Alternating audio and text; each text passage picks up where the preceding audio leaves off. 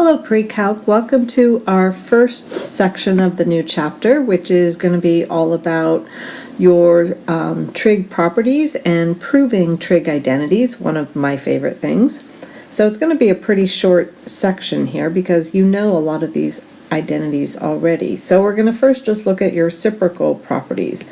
We know that sine of x is the reciprocal of cosecant x, and correspondingly cosecant x can be seen as the reciprocal of 1 over sine x. You also have cosine and its reciprocal property, which is secant, and that means that secant is also. So they're all reciprocally related, and these are just helpful to remember when you're having to turn your identity into some other form. So tangent is 1 over cotangent, and so that means cotangent is going to be 1 over tangent. Pretty straightforward.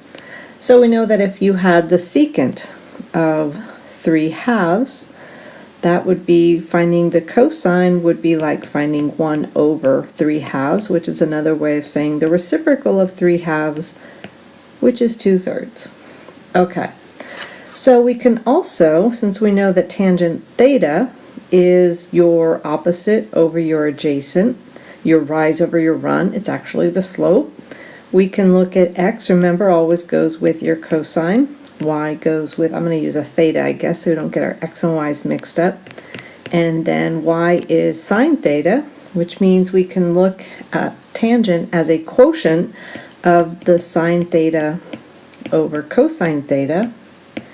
And if we take the reciprocal of that, what we actually get is secant theta over cosecant theta. And correspondingly, cotangent will be cosine theta over sine theta, and the reciprocal of that then brings the cosecant upstairs and the secant downstairs. Okay, so it's just, again, you're going to be doing a lot of manipulating and moving things around. So simplify each expression. Now simplifying means try not to have a fraction and try to not have more than one trig value. You want to try and boil it down to only one term if possible. So what we have here is we can look at this as sine squared theta times 1 over tangent squared theta. And again, there's many different ways to do these. So that means I have sine squared theta times cotangent squared theta. And we know this boils down to cotangent is going to be your cosine squared theta over your sine squared theta. And then these will cancel, so it all boils down to just cosine squared theta. And that would be as simple as we could make it. Okay? Now over here we have sine theta plus cosine cotangent. So to try and simplify this into just one term, whenever you have a plus or a minus, so I'm already going to start talking strategy since you're going to be spending a lot of time doing identities. Whenever you have a plus or minus in a term, you want to use the strategy of finding a common denominator. Okay, so what do we have over here? Well, we have sine theta plus cosine theta. There really are no denominators except cotangent turns into cosine theta over sine theta. So I would like to have a common denominator of sine. So what I'm going to do, and I'll just show my work in a different color each time, so I'm going to multiply top and bottom here by sine theta. So now what I have is I have sine squared theta over sine theta plus cosine squared theta over sine theta. And we know, or we're going to find out in the next section, that sine squared theta plus cosine squared theta all over our common denominator is the same thing as 1 over sine theta, and that is our cosecant theta. So what you just saw us use is the most common identity that you'll be using, and that's your Pythagorean identities. So it comes from, if we have this right triangle, and we know it's the unit circle, so our hypotenuse is 1, x always equaled our cosine, and y equals the sine. So we have the cosine theta here, sine theta here. By substitution, we know cosine squared theta plus sine squared theta is going to equal 1. Now, one way to use this, although this is a long way to go about it, but it's kind of nice to see how the Pythagorean identity could be applied this way. If I use the fact that cosine theta equals a half and my Pythagorean identity, that means I have 1/2 squared plus sine squared theta equals 1. So sine squared theta is going to equal 1 minus 1/4, which is 3/4. And then taking the square root of both sides gives you the rad 3 over 2, which is the ratio we know that sine would be, because if cosine is a half, this would be a 60-degree angle, and the sine of a 60 degree is rad 3 over 2. Okay, personally I wouldn't do it that way, but it's nice to see how Pythagorean theorem or identity can be applied.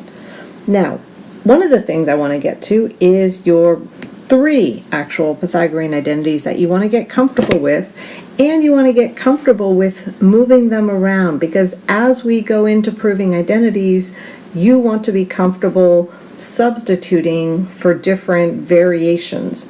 So I'm going to take the cosine squared plus sine squared equals 1, and we're going to isolate cosine squared. There will be times you will want to substitute that for 1 minus sine squared. There will be other times when you're going to want to substitute sine squared theta from seeing 1 minus cosine squared theta. So you want to get used to seeing it in its 3 variations. Now realize I'm going to do this below, and we'll put the result in our little box here. If I divide all the way through my Pythagorean identity, if I divide through by cosine squared, notice I get our next Pythagorean identity. So cosine squared over cosine squared is 1, plus sine squared over cosine squared is tangent squared, and that will equal 1 over cosine, which is secant squared. So a lot of times I don't bother memorizing anything other than cosine squared plus sine squared, because it's really fast to be able to derive the others. And again, you want to get used to all the different variations of this. So isolating 1, that's going to equal secant squared minus tan squared. Or you might also, if we isolate the tangent squared, see it as secant squared theta minus 1. Now there's another version. If I were to go through and divide everything by sine squared, you get your 3rd Pythagorean identity. So cosine over sine, that's going to be your cotangent squared theta. Then we have plus sine over sine, which is 1, and then 1 over sine, which is your cosecant squared theta. So this is your 3rd Pythagorean identity. And so again, similarly, it's easy to derive, but then you want to get used to seeing the different variations of it. So cosine squared theta also equals cosecant squared theta minus 1, and 1 equals cosecant squared minus your cotangent squared. Okay, so this is just kind of starting to introduce you with the different properties: quotient, reciprocal, and your Pythagorean identities. So what are we going to do with these? So another example, simplifying again, meaning we want to get it down to one term. So another strategy, I said find a common denominator before, but if you see that you have a common factor, sometimes that's the way to go, is pull out your common factor first. Notice if we do that, anytime you see 1 plus something squared, double check it against your Pythagorean identities, and we can see from above that we can substitute 1 plus cotangent squared with cosecant squared,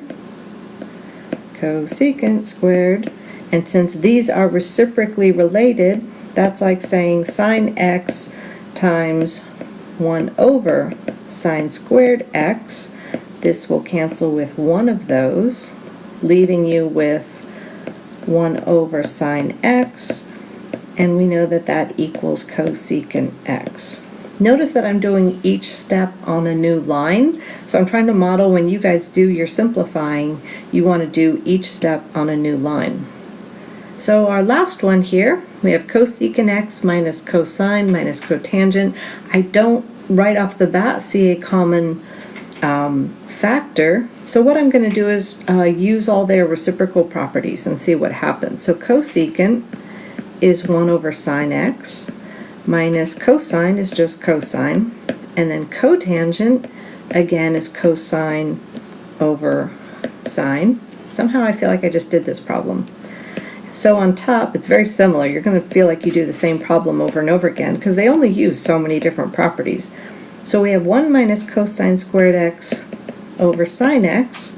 So again, anytime you see 1 and something squared, it's probably going to be one of your Pythagorean identities. Sometimes it's a Pythagorean identity times -1, so you want to make sure you check against it very carefully.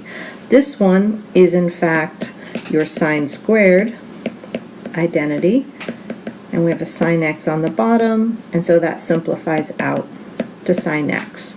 All right, so I hope that goes well and you're enjoying your 3-day weekend.